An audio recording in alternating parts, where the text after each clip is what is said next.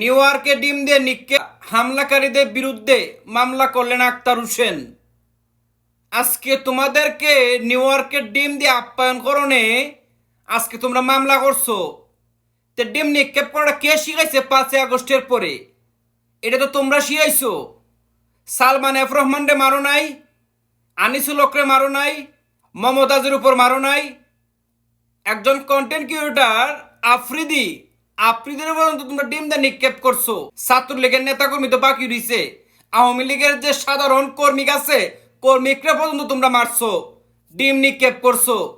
আর কি আছে? এটা মুভ না, এটা তোমরা মুভ সৃষ্টি করো নাই।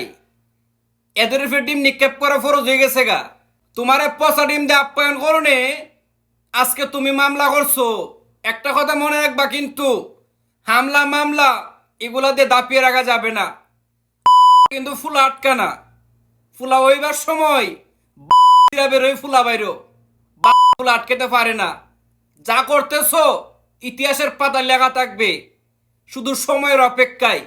পিন্দনের জায়গা কুল্লা পর্যন্ত বাইরে নইব ইনশাল্লাহ।